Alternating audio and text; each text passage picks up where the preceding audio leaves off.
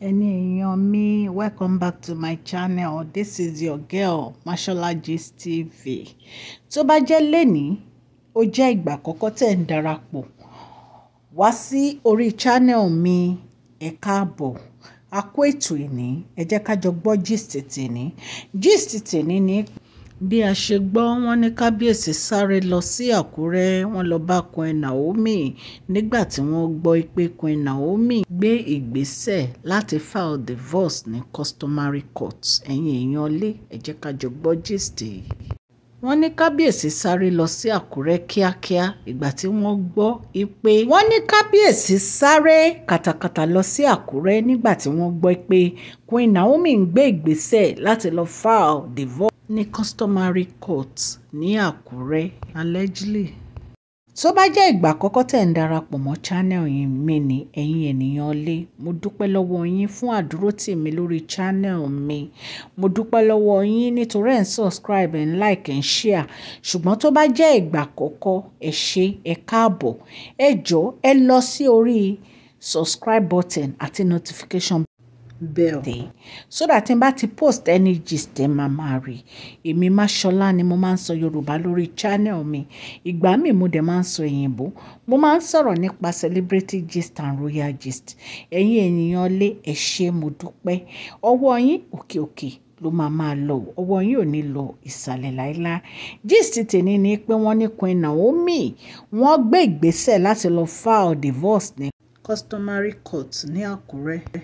Bàbá wa Kabiyesi wa ṣe gbọ́, wọ́n ní wọ́n sá eré, wọ́n lọ sí Akure láti lọ bá Queen Naomi sọ̀rọ̀. Ẹ̀yin èèyàn lé, ẹ mọ̀ ìgbà tá a ti wà lórí ọ̀rọ̀ Queen Naomi àti Kabiyesi tó jẹ́ pé ìgbésẹ̀ tí Kabiyesi láwọn máa gbé òun ní pé àwọn máa ra ilé fún gbogbo àwọn olórí níta kí wọ́n move lọ so that Queen Naomi á lè padà wá sí palace. Ṣùgbọ́n ṣàdédé la rí tí Kabiyesi tó ń ṣe anniversary celebration fún àwọn olórí yìí. Èmi ò feel pé ó yẹ kí Kabiyesi ṣe anniversary celebration fún àwọn olórí, because tẹ́ ẹ bá ń ṣe anniversary celebration fún wọn ó máa dàbí ìgbà tó yẹ pé ẹ̀ ń appreciate nǹkan tó ń ṣe ni. Ẹni kó kúrò nínú palace wọ́n takú wọn lọ, kí lẹ wá ń ṣe anniversary celebration fún wọn sí? Èyí gan lè jẹ́ kí Queen Naomi máa bínú nígbà tán bá rí i pé gbogbo yín ẹ̀ ń ṣe merry nínú palace. Wọ́n ní bí Kabiyesi ṣe sáré lọ sákúrẹ́ nìyẹn tán lọ rí Queen Naomi. Ẹ mọ̀ pé Queen Naomi ti fẹ́ file divorce tẹ́lẹ̀. Bàbá wọn ló stop wọn pé kí wọ́n má ṣe, pé kò le tó yẹn, pé kò tí le tó yẹn, pé wọ́n máa gbé ìgbésẹ̀ láti jẹ́ kí àwọn olórí yìí kan kúrò nínú palace. Ṣé ẹ mọ̀ pé ó rí pé àwọn olórí kúrò nínú palace náà la ṣì wà kó tó di pé gbogbo wọn tún bẹ̀rẹ̀ oyún níní. Olórí Rónkẹ́ ló kọ́kọ́ láwọn lóyún, lẹ́yìn yẹn la gbọ́ ti Tóbi, lẹ́yìn yẹn ní ìsìn a gbọ́ ti Mariam, lẹ́yìn yẹn ní ìsìn a gbọ́ ti Dr. Elizabeth. Oyún tó ń sọ yìí ṣé á jẹ́ kí Kabiyesi lè gbé ìgbésẹ̀? Bóyá nǹkan tí Queen Naomi gbọ́ nìyẹn tán fi láwọn fẹ́ file for divorce. Ẹ jẹ́ ká jọ máa gbọ́ story tèní lọ.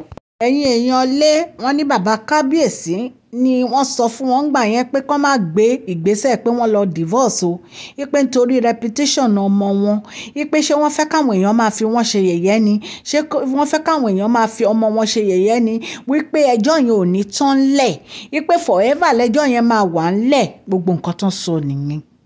Wọ́n ní bí Queen Naomi ṣe withdraw divorce yẹn nígbà yẹn nìyẹn. Ní ìsìn wọ́n ń gbégbésẹ̀ láti lọ divorce. Wọ́n ní Kabiyesi sáré lọ sí Akure ó lọ bẹ̀ wọ́n.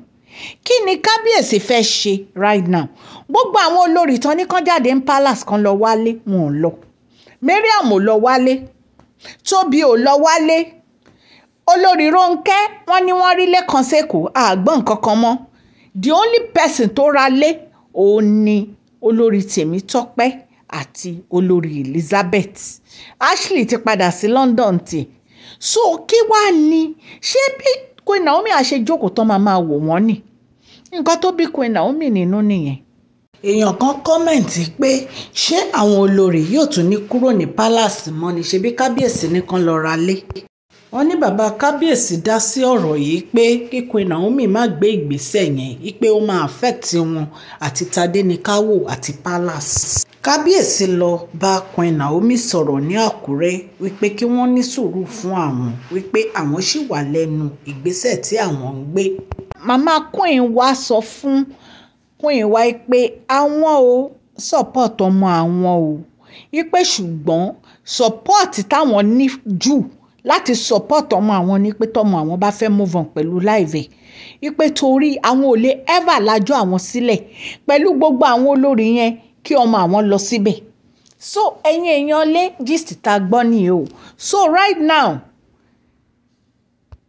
ẹ̀yin èèyàn lé bí a ṣe ń sọ lọ o, wọ́n ní pé bí wọ́n ṣàṣe ń bẹ Queen Naomi nìyẹn o wípé kí wọ́n ní sùúrù wípé kí wọ́n má gbé ìgbésẹ̀ tán fẹ́ gbé wípé because ó máa affect palace kábíyèsí ó dẹ̀ máa affect Tadéníkáwò wípé ọ̀rọ̀ yìí ó máa níyànjú. Gist tá gbọ́ nìyẹn tá ní ká mú wá fún yín. Tá bá tún gbọ́ update a máa jẹ́ kẹ́ ẹ gbọ́. Ẹ̀yin èèyàn mi ẹ ṣé mo dúpẹ́. Gbogbo ẹ̀yin tẹ́ ń send comment pé kí ló dé tó jẹ́ pé kábíyèsí ò tún gbégbèsẹ̀ lórí ọ̀rọ̀ àwọn olórí láti lọ ra ilé kí wọ́n kúrò nínú palace, ẹnu ẹ̀ ni wọ́n ṣì wà o. Àti ìgbọ́ update kankan, anytime tí n bá gbọ́ any update màá mú wá fún yín. But right now nǹkan tá à ń gbọ́ ní palace ni pé Mariam lóyún, Elizabeth lóyún, Tóbi lóyún. So àmọ́ ìgbésẹ̀ tí kábíyèsí fẹ́ gbé lórí ọ̀rọ̀ yẹn, ṣùgbọ́n anytime tá bá ti gbọ́ any update a máa mú wá fún yín. Gbogbo ẹ̀yin tẹ́ wà nílé tẹ́ ń gbọ́ mi òkè lọ́wọ́ yín a máa lọ́wọ́ yín ò ní lọ ìsàlẹ̀ láéláé. Please share this video, like and subscribe. God bless you all. Thank you so much.